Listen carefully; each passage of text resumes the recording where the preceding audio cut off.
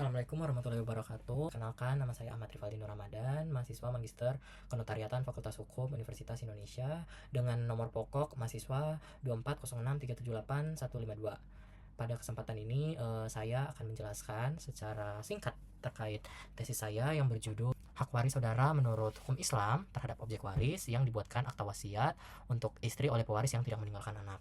Nah, penelitian ini dilatar belakangi oleh kedudukan notaris sebagai pejabat umum yang di dalam menjalankan jabatannya wajib menerapkan prinsip kehati-hatian dalam pembuatan akta otentik termasuk akta wasiat. Nah, prinsip kehati-hatian tersebut diatur secara tegas oleh undang-undang sebagaimana yang diatur oleh Undang-Undang Jabatan Notaris dan Kode Etik Notaris. Namun pada praktiknya masih saja ditemukan akta wasiat yang dibuat tanpa memperhatikan batasan hukum kewarisan, apalagi secara kewarisan hukum Islam.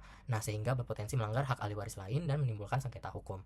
Nah, permasalahan ini menjadi sangat penting ketika wasiat diberikan kepada salah satu ahli waris, sementara terdapat ahli waris lainnya yang dalam status masih zulfaroid yang sah, khususnya dalam kondisi pewaris dalam keadaan kalalah, yaitu pewaris meninggal dunia tanpa meninggalkan anak.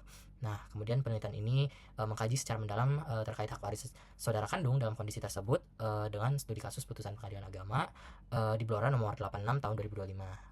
Nah, adapun metode penelitian yang digunakan pada penelitian ini yaitu secara doktrinal dengan sifat eksplanatoris, kemudian dengan pengumpulan data melalui studi kepustakaan dari bahan-bahan yang sudah ada dan relevan seperti peraturan perundang-undangan, kompilasi hukum Islam, kompilasi hukum ekonomi syariah, kitab suci Al-Quran, buku, jurnal, dan karya tulis ilmiah. Perkara ini bermula dari ada seorang pewaris yang tidak meninggalkan anak, yang dalam hal ini kalalah, dari 2 kali perkawinannya.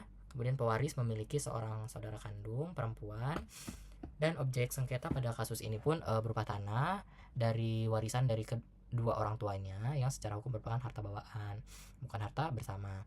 Kemudian pada 19 Januari 2024 dalam kondisi sakit keras, pewaris hendak membuat akta wasiat nomor 7 di hadapan seorang notaris yang memberikan seluruh harta warisan kepada istrinya tersebut tanpa adanya persetujuan dari ahli waris lain, yakni si saudara kandung pewaris, kemudian serta tidak diketahuinya saudara tersebut tanpa diverifikasi secara mendalam mengenai status dari ahli waris. Kemudian beberapa hari setelah pembuatan akta wasiat, pewaris meninggal dunia, sehingga berjalan 1 tahun penerima wasiat itu menjalankan wasiatnya dengan menguasai objek waris dan mendapatkan keuntungan dari akta wasiat tersebut, sehingga saudara kandung pewaris kemudian mengajukan gugatan ke Pengadilan Agama Blora. Berdasarkan kasus posisi tersebut bahwa pewarisan dalam hukum Islam menganut asas ijbari, yang berarti yaitu peralihan harta waris terjadi secara otomatis berdasarkan ketetapan Allah Subhanahu wa taala, bukan kehendak dari pewaris. Nah, dalam 3 kewarisan Islam yang berlaku di Indonesia yaitu seperti bilateral hazairin, sistem patrilineal menurut Imam Syafi'i, dan berdasarkan kompilasi hukum Islam, yang ditegaskan bahwa dari ketiga sistem kewarisan Islam tersebut ditegaskan bahwa wasiat kepada ahli waris hanya dapat dilaksanakan maksimal sepertiga bagian dari harta peninggalan pewaris sepanjang masih terdapat ahli waris zulfaroid.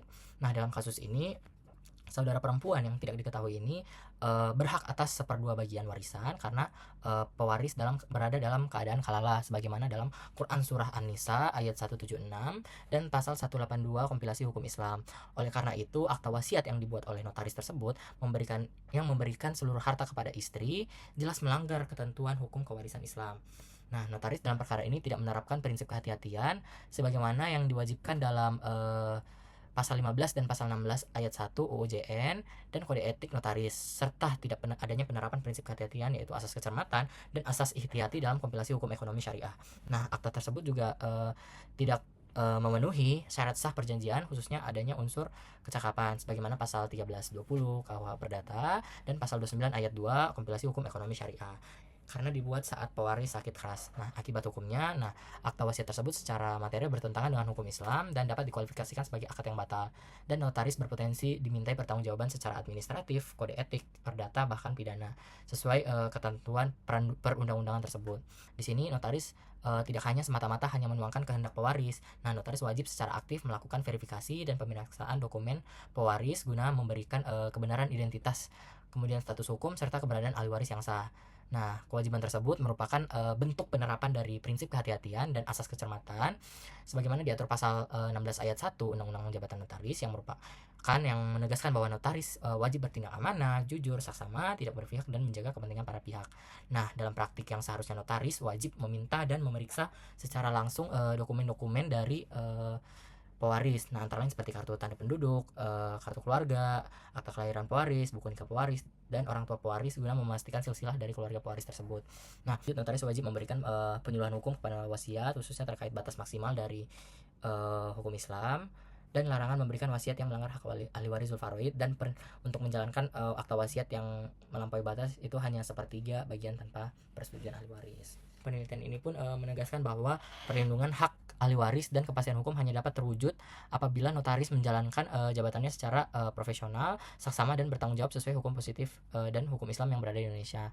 Nah, dengan demikian atas apa yang saya sampaikan, semoga pemaparan yang telah saya sampaikan ini bermanfaat untuk masyarakat dan notaris yang menjalankan profesi jabatan sebagai pejabat umum di Indonesia. Sekian, wassalamualaikum warahmatullahi wabarakatuh.